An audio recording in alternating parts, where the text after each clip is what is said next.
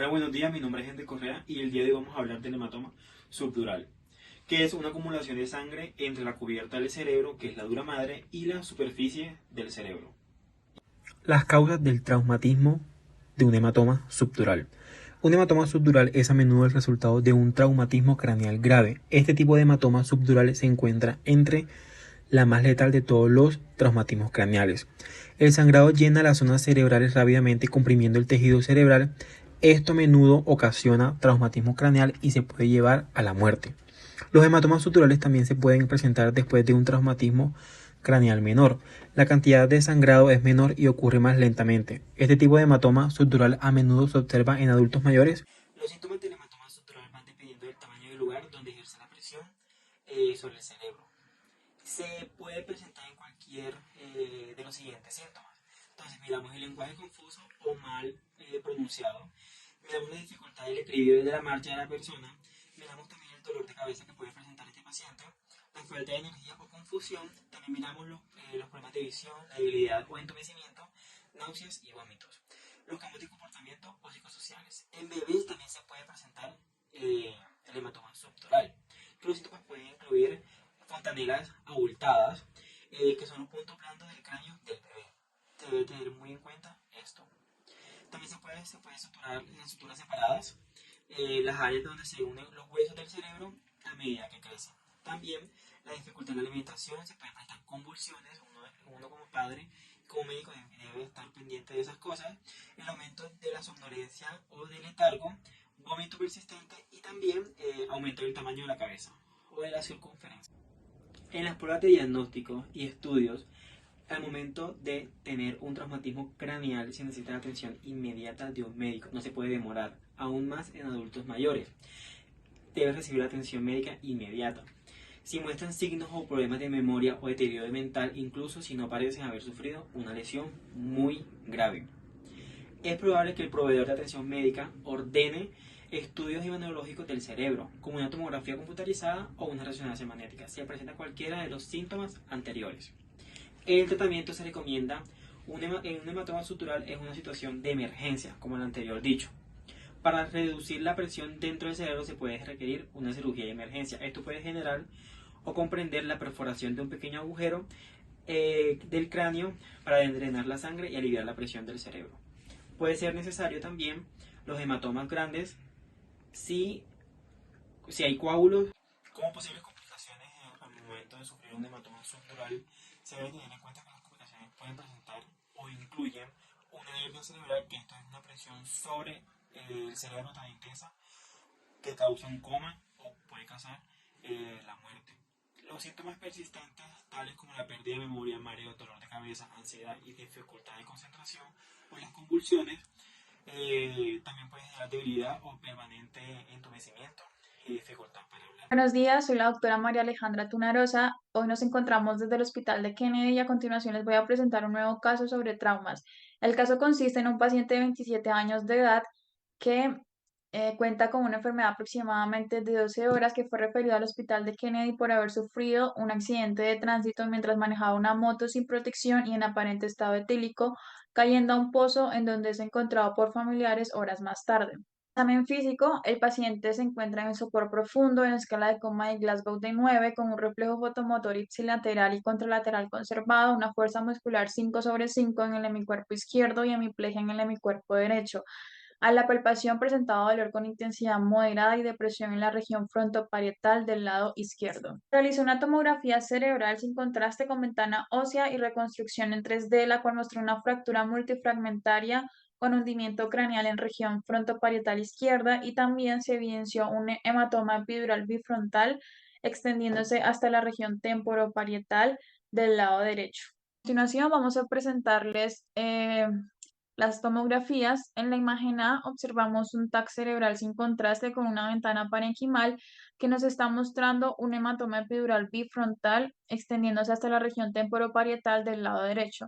En la imagen B y C ya estamos viendo un TAC cerebral con ventana ósea en el que se aprecia una fractura deprimida multifragmentaria en la región frontoparietal izquierda, con uno de los fragmentos incrustados en el parenquima cerebral, lo que va a ocasionar una contusión y edema cerebral.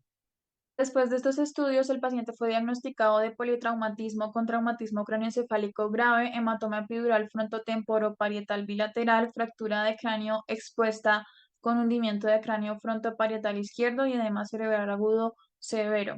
Al encontrarse en Glasgow 6/15, es programado para cirugía de emergencia. Después del primer día de posoperatorio, el paciente no respondía al interrogatorio, el tono estaba disminuido y presentaba escasos movimientos espontáneos al estímulo doloroso. La escala de Glasgow era 9/15. Este paciente recibió un tratamiento antiedema cerebral con monitor, profilaxis anticonvulsiva, antibióticos de amplio espectro y sedación, además de medidas locales para controlar la hipertensión endocranial, como la elevación de la cabecera en 300. En los días siguientes, la evolución fue levemente favorable con progresiva mejoría del estado neurológico, aunque con presencia de hemiparesia derecha, a predominio de miembro inferior y trastorno del habla con escala de Glasgow 12/15. Después de haberles presentado este caso clínico, a continuación les voy a hablar un poco de lo que se trata el hematoma epidural. Básicamente, esto es una hemorragia venosa o arterial que se sitúa entre el cráneo y la dura madre. Algunos de los síntomas que se presentan después de esta lesión van a ser dolores de cabeza muy intensos. Después se va a presentar un deterioro de la conciencia que se manifiesta como confusión progresiva, somnolencia y coma profundo. Algunas personas pierden el conocimiento después del traumatismo y luego lo recuperan y pasan por un periodo de función mental íntegra antes de que la conciencia empiece a deteriorarse de nuevo. También se pueden desarrollar parálisis en el lado del cuerpo opuesto al hematoma, impidiendo el habla o el lenguaje u otros síntomas dependiendo del lugar donde se ubique el daño cerebral. El diagnóstico precoz de los hematomas epidurales es decisivo y generalmente se basa en los resultados de las tomografías computarizadas. Los hematomas epidurales se tratan tan pronto como se diagnostican y pues el tratamiento temprano es necesario para evitar la lesión permanente. Para evacuar el exceso de sangre se practican normalmente una o más aberturas en el cráneo y el cirujano también busca el origen de la hemorragia y la detiene.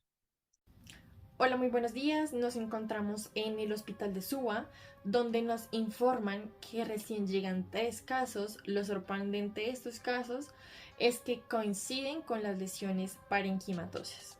Los dejo con la doctora Rodríguez, quien está a cargo del servicio de urgencias, y nos explicará más a detalle. Hola, buenos días. Mi nombre es Sofía Rodríguez, la médico encargado de turno del servicio de urgencias. Bueno, nos llegaron 3 casos en el que el primero es una paciente femenina de 22 años de edad quien desarrolla una concusión o una conmoción cerebral. Esto pues ocurre en un partido de fútbol con una afección que se considera leve, puesto que es una alteración temporal o permanente en la fusión cerebral causada por una fuerza externa, es decir, como una aceleración y una desaceleración repentina de la cabeza, en donde se ve afectado lo que es el sistema reticular activador ascendente, en el que este básicamente es el encargado de lo que es la vigilia, la alerta o el sueño. En cuanto a las causas, tenemos pues principalmente lo que son los golpes en la cabeza, los accidentes de tráfico, las caídas y también los deportes pues por contacto.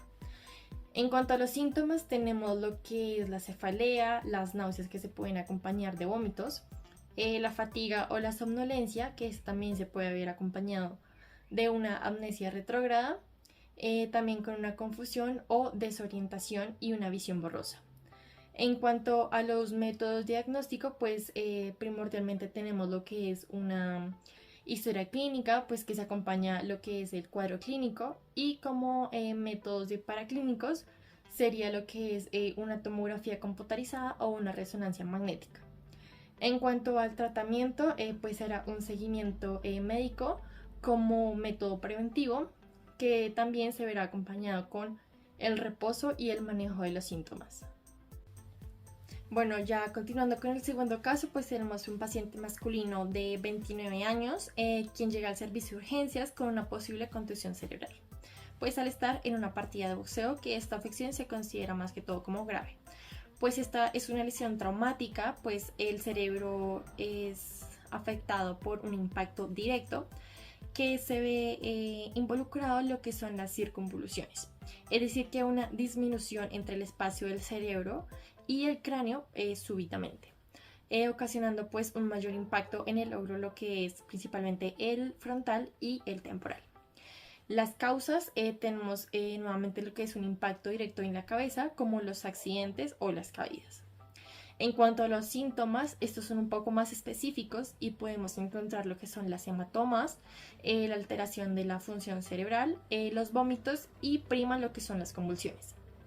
En cuanto a los métodos diagnósticos, nuevamente tenemos, gracias a la historia clínica, que se acompaña con el cuadro clínico y una tomografía computarizada o una resonancia magnética. En este caso es crucial el tiempo, puesto que al llegar se evidencian como ciertas lesiones, pero no son de gran tamaño, sino que se consideran leves. Pero ya al pasar el tiempo, es decir, más o menos aproximadamente unas 24 horas, se vuelven a hacer los paraclínicos y en este caso sí se va a hacer como afectada lo que es el parénquima. Finalmente, lo que es el tratamiento, pues esta ya puede ser lo que es médico o quirúrgico, donde se hace un monitoreo de la presión intracraneal con una terapia osmótica y manejo farmacológico de anticonvulsivantes. Finalmente tenemos el caso número 3, quien es un paciente masculino de 36 años de edad que presenta una lesión axonal difusa, que esta es causada por un accidente de choque en un carro. Esta afección se considera como severa, puesto que es una pérdida neuronal debido a fuerzas nuevamente de aceleración y desaceleración entre zonas del cerebro, que pues principalmente lo que va a lesionar son los axones al momento del traumatismo. En cuanto a los síntomas, pues tenemos una pérdida de conciencia al momento del impacto, que se acompaña con un daño cerebral estructural y el coma, pues ya dependiendo de la gravedad. En cuanto a los métodos diagnósticos, tenemos el cuadro clínico, que se acompaña pues con la historia clínica, una tomografía computarizada y una resonancia magnética. En cuanto al tratamiento, pues el tratamiento de las lesiones cerebrales y el manejo de la inflamación.